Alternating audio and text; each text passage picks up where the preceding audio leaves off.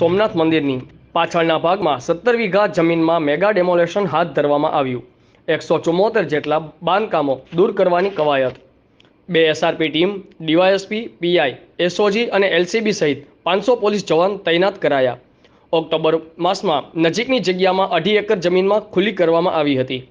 પ્રથમ જ્યોતિર્લિંગ સોમનાથ સાનિધ્યે અનધિકૃત બાંધકામો દૂર કરવા માટે ફરી તંત્ર દ્વારા મેગા ડેમોલેશન હાથ ધરવામાં આવ્યું હતું, જેમાં સોમનાથ મરીન પોલીસ સ્ટેશન નજીક 17 વીઘા જમીનમાં કરવામાં આવેલા કાચા અને પાકા બાંધકામો દૂર કરી 17 વીઘા જેટલી જમીન ખુલ્લી કરવા તંત્ર દ્વારા કવાયત હાથ ધરવામાં આવી હતી।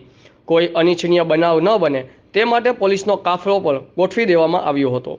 જિલ્લા વહીવટીતંત્ર, રેવન્યુ વિભાગ અને પોલીસના સંકલનથી સોમનાથ સાનિધ્યે 3 મહિનામાં બીજી વખત અનધિકૃત બાંધકામો દૂર કરવાની કામગીરી હાથ ધરવામાં આવી હતી, જેના પગલે 17 વીઘા જેટલી સરકારી જમીન પરનું બાંધકામ દૂર કરી ખુલ્લું મૂકવામાં આવશે। પોલીસ અને પ્રશાસન દ્વારા 2 દિવસ અગાઉ દબાણકારોને નોટિસ આપી અને સમજાવટ કરવામાં આવી। ત્યારબાદ ટ્રેક્ટર, મજૂર અને ફૂડ પેકેટનું વિતરણ કરી શાંતિપૂર્વક દબાણ ખુલ્લા કરવા માટે પ્રયત્નો કરવામાં આવ્યા હતા। રિપોર્ટર પ્રકાશભાઈ કારાણી, આઝાદ મીડિયા લાઈવ, વેરાવળ।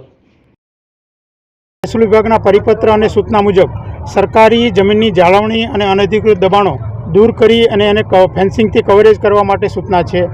આ અનુસંધાનમાં આજે આપણે અહીંયા 3 હેક્ટર જેટલી જમીનમાં કાચા પ્રકારના રહેણાંકને લગતા દબાણો હતા તે આપણે દૂર કરવાની કામગીરી કરી રહ્યા છીએ।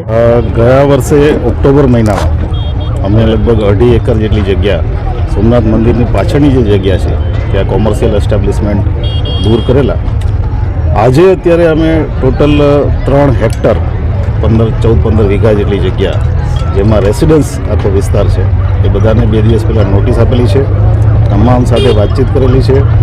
એમને પોતાનો સામાન જાતેથી શિફ્ટ કરવો હોય તો એમને ફેસિલિટી પણ પ્રોવાઈડ કરી છે। ઇવન ગઈકાલે સાંજે પોલીસ તરફથી એમના માટે જમવાની પણ વ્યવસ્થા કરી છે અને એમાંથી 30-40% લોકોએ પોતાનો સામાન જાતે શિફ્ટ કર્યો છે। પણ આ જે એરિયા છે આખો સરકારી જગ્યા છે, મંદિર ટ્રસ્ટની જગ્યા છે અને એમાં અમે ડિમોલિશન અત્યારે કરી રહ્યા છીએ।